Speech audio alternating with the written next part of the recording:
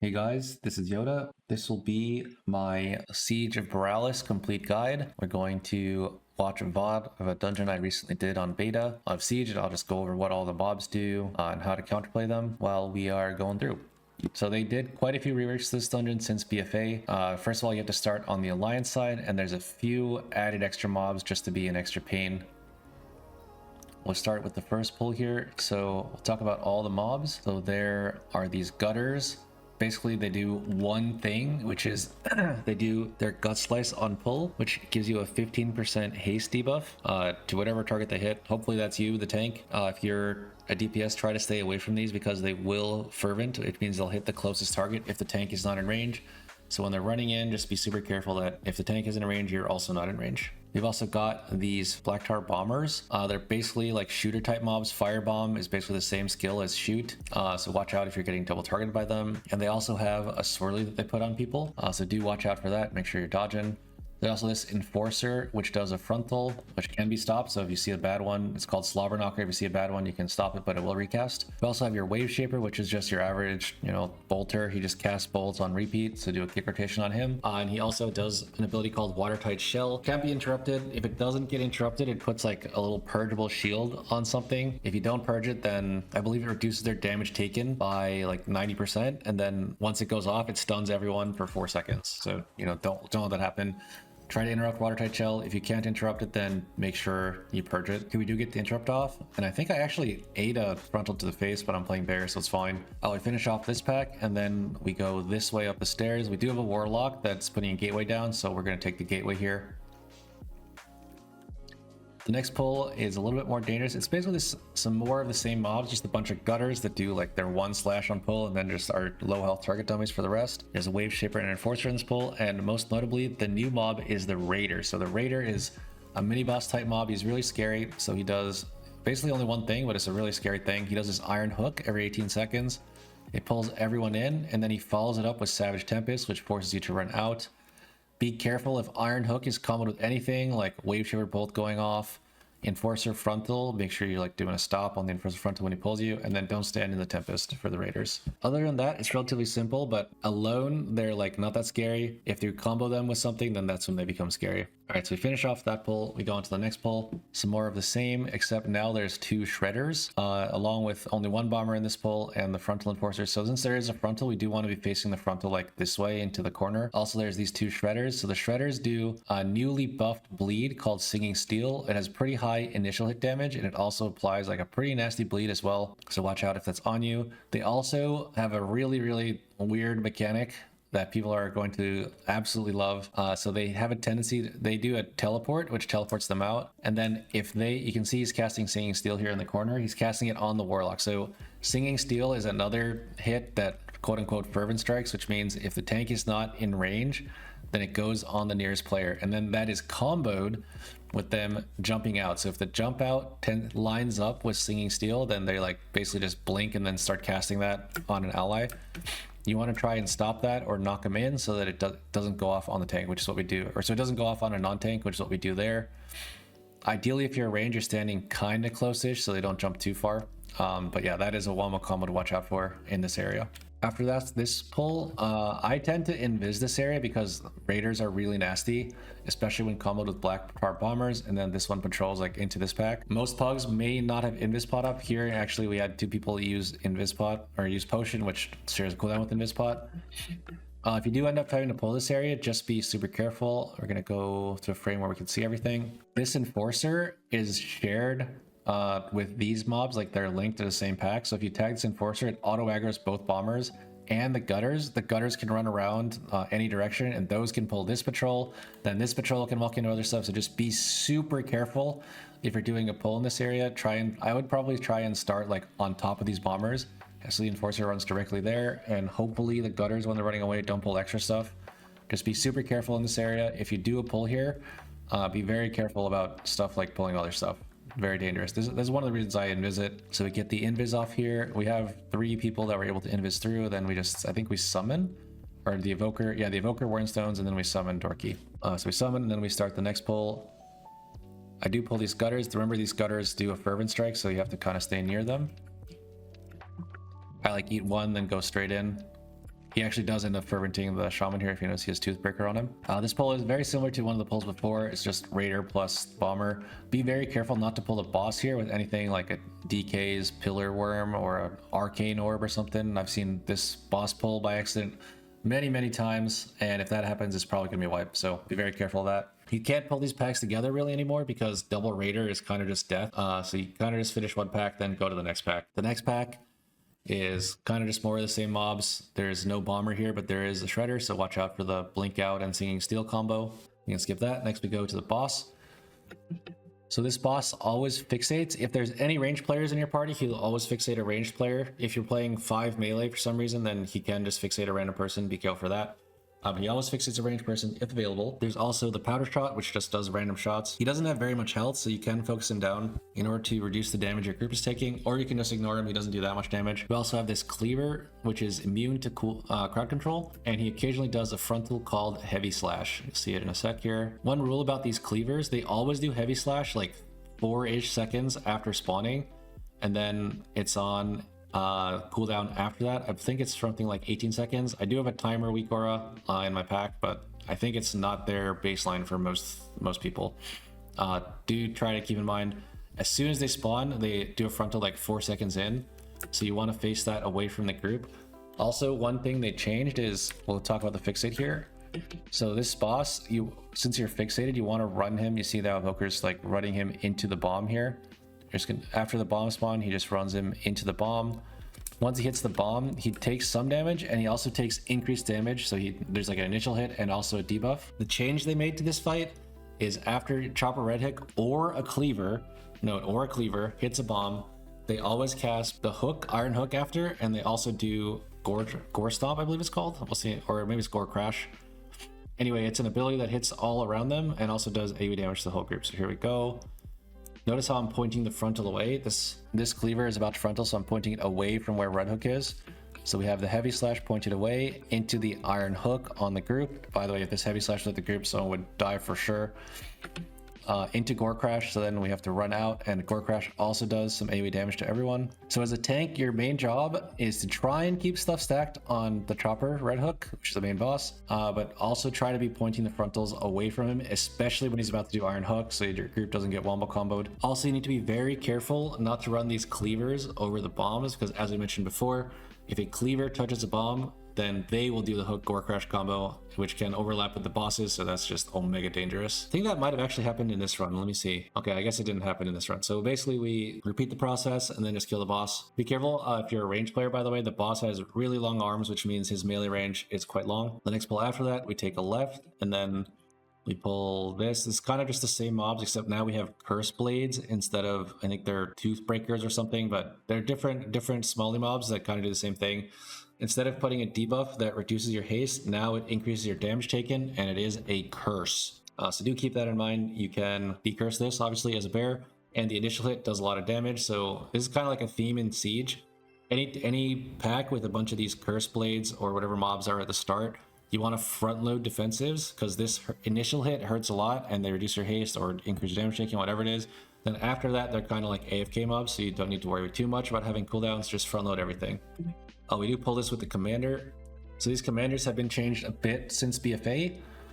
They have an Azurite charge. You notice he's picking our DK here, and then he's going to charge him. Boom, it puts a dot on him, does some initial damage, except he AMSs it. And it also hits everyone around him too, so be careful of that. He also still has the kick, Bolstering Shout. If that goes off, then it puts everything around him, reduced damage taken by 75%, I believe. Might be 80%, might be 75, don't really remember. Just don't let it go off in TLDR. All right, so we end up finishing him off here. If the commander is in the pull like kind of late, because he does patrol, if he enters the pull kind of late, you can like finish off the pull, accept the commander, and then run him over here. Make sure though that he doesn't take this path. If he takes this path, then he can pull the Raider, and you really want to avoid Raiders. All right, this pull is kind of easy. It's just more of the same, Powder Shot and Wave Shaper.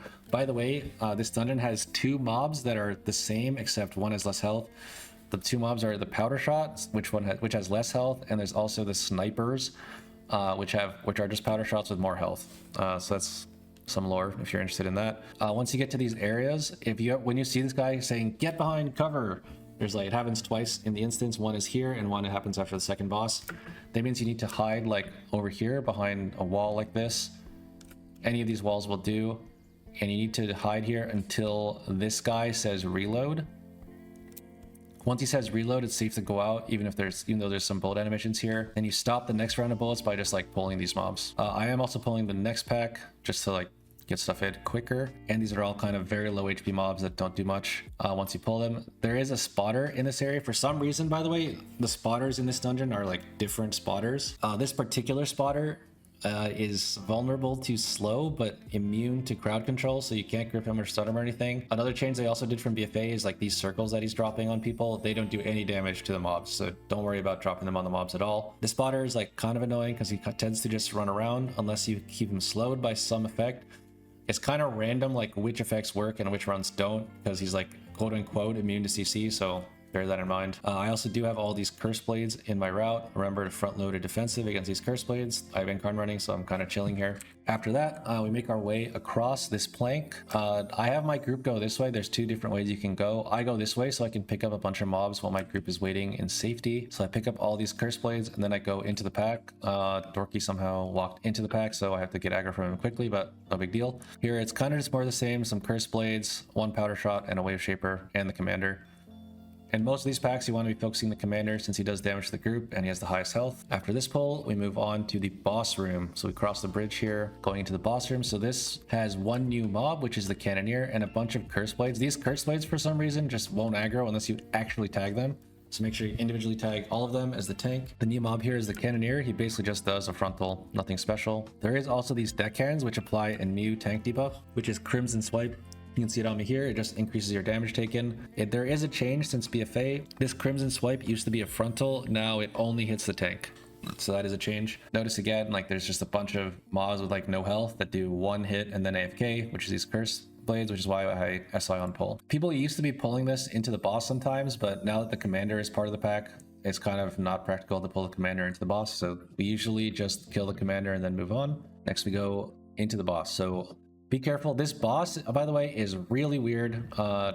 We will talk about the weirdness of her mechanics. Hopefully something gets changed. Basically, so she has a buff on her that says you need to slow her, otherwise she's going to perma jump away. And then there's another effect where if the tank is not in melee, she spams gut shot on the group, which is an extremely nasty bleed, except it's not a bleed because you can't dwarf or cauterize it. So yeah, that's what's happening to us here. I pull the boss with wild charge here, as you can see. And then even though I'm like right next to her, she still decides to gut shot my dragon. Kind of weird, to be honest. Hopefully they change something about that. And then make sure you're applying some sort of slow. And by make sure you're applying some sort of slow, hopefully there's just someone in your group that naturally applies it by some move that the boss actually cares about. It's kind of arbitrary which moves actually count, so you kind of have to just test and see which ones it is. I haven't really found a rule. Most tanks kind of have a passive one. I think Thunderclap works and Heart Strike works, so that is nice, at least. So does Keg Smash. The boss has a few moves, so clear the deck is just a frontal. All you have to do is step away. Fire Ricochet puts a dot on everyone. You can see here, boom, Fire Ricochet goes off, and then Shaman, me, and Evoker get Fire Ricochet. It's just not everyone, it only goes on like 3 people. By the way, at the time of this recording, there is currently a bug in the game. If she casts Clear the Deck and then her next move is Fire Ricochet, like very shortly, she can turn. I think she might actually do it here. Yeah, here you notice she's casting Clear the Deck and then her next move is Fire Ricochet, or Mass Bombardment, I guess. And then she actually turned the frontal. She was facing this way and then she just straight up turned mid-cast and hit our DK in the face. Fortunately, he's playing DK and he lives. For the Mass Bombardment, we will be talking about that here. So if you notice, it puts a circle on everyone and it's going to drop 4 bombs. The optimal way to play this is you want to drop 2, at least as a melee. You want to drop 2, then move over, then drop 2 there, and then move back. That way you consume the least amount of space and your tank can stay in melee of the boss and the boss won't gut shot people. So you see how I played here. I see the circles come out, I drop 2. Then I move over, drop 2 more. Then I move into where the previous ones dropped. This way I'm always in melee of the boss. I also don't get hit by the sighted artillery. All right, and then at 66 and 33, she jumps on the boss and she spawns these 3 adds. The most important ad here, or rather the only important ad here, is the Cannoneer. Once this Cannoneer dies, he drops a cannon, and you pick up the cannon, then use your extra action button to summon the boss again. While you're fighting these, the boss will fire some pretty big waves from the ship. The area is kind of divided into 3 sections, so it's like one here, one in the middle, and then one over here. Ideally, you're tanking this pack like on the border of one of these 2 sections, so you can move into the safe area after she like shows you the safe areas. Also, you have to be pointing this broadside away from your group, since obviously you don't want your group having to deal with this while they're dodging. Basically, just dodge and try to be like on the borderline of one of the 3 segments. If you're not on the borderline, you can still dodge, but it's just a little bit harder. So we pick up the cannon, we shoot the boss, and she comes back. And that's pretty much the whole fight. She just does that mechanic one more time, and then she repeats the other same mechanics. After watching this VOD, I think the bug is actually when she does clear the deck and then mass bombardment after. Just be really careful with that, with clear the deck. If you're a melee DPS, you may want to step out of melee when she does it. Otherwise, you might just randomly get turned on.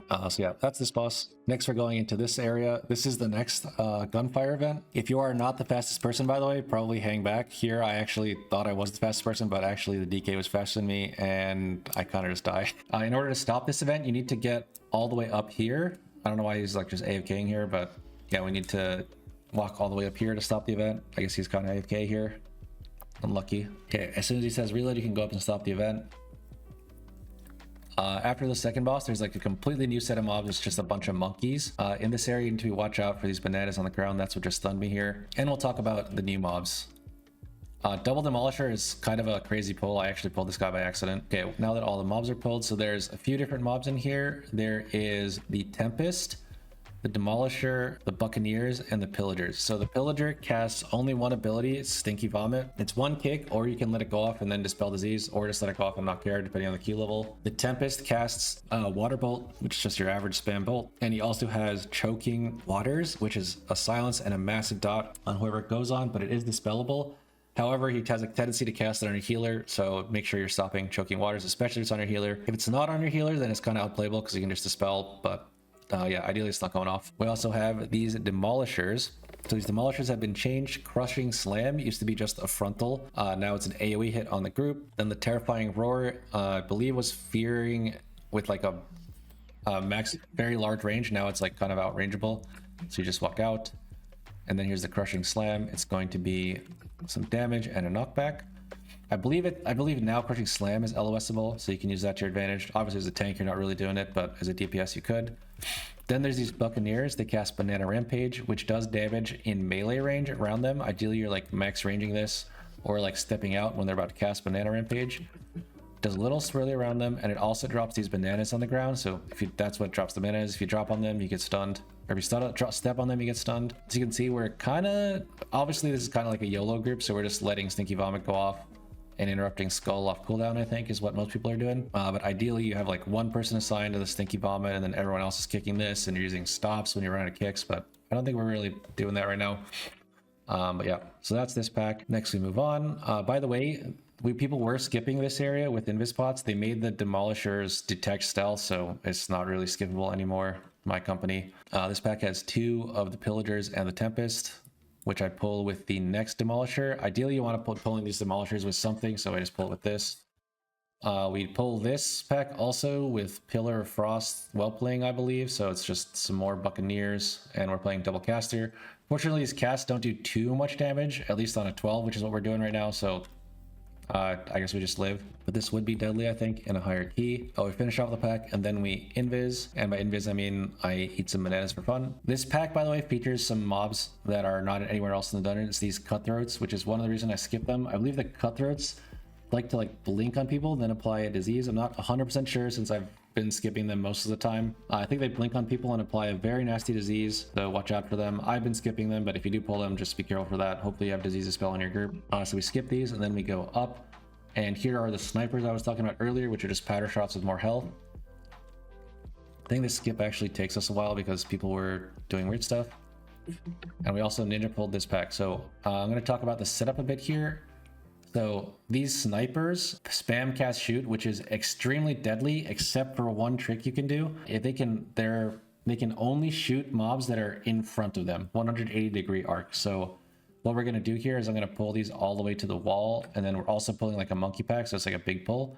If you're not pulling the monkey pack, you can just like run to the other side of them as a tank, and then they'll shoot away from your group. So what I'm doing here is kind of the reverse. I'm pulling them to the corner, and my group is going to like stand here to not get shot, basically. So we tag the monkeys. This pack just has 2 interrupts, 2 stinky vomits, just kick, XD. And there's some monkeys putting banana rampage everywhere. Now I'm going to tag the snipers. They do walk like at the start. Once they are done walking for the first time, they start casting ricochet and shoot over and over again, so they won't be moving again. This spotter, by the way, as we mentioned, the spotters in this instance are for some reason are different. This one is grippable.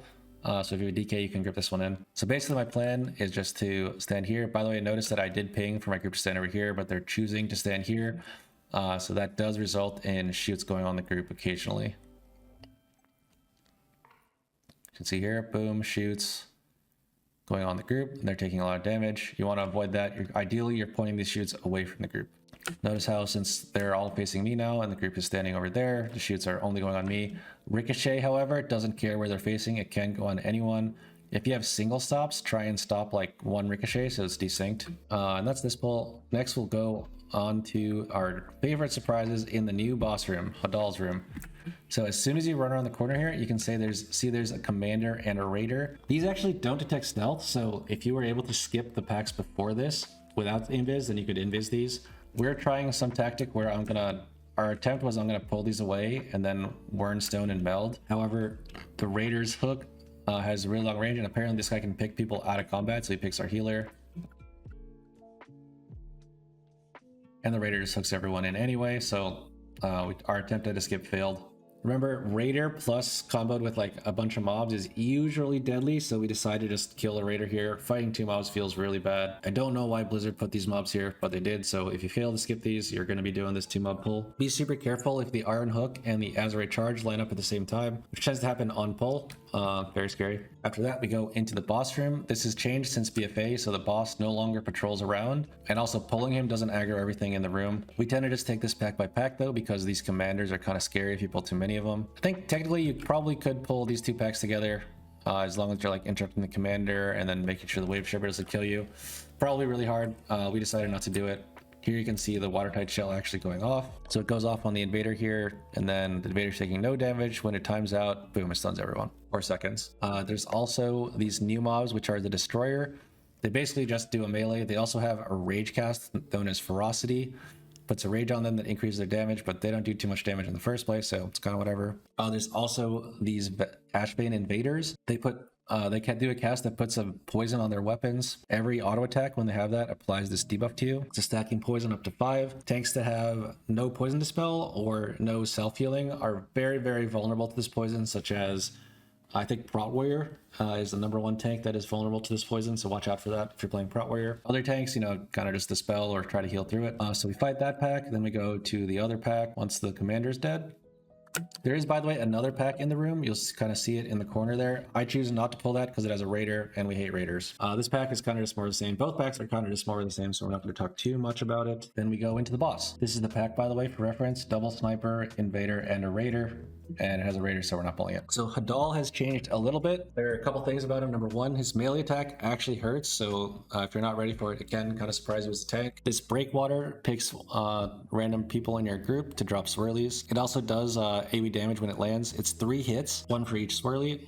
So be ready for that. It kind of does a lot of damage, so eventually you probably need to do a cooldown rotation. It actually almost takes our evoker out right there on a 12. Kind of crazy. He also does a tank frontal. This frontal puts a swirly under him, but now it doesn't drop any poop on the ground. In BFA it did, so that's a change. And here is the biggest change of the boss.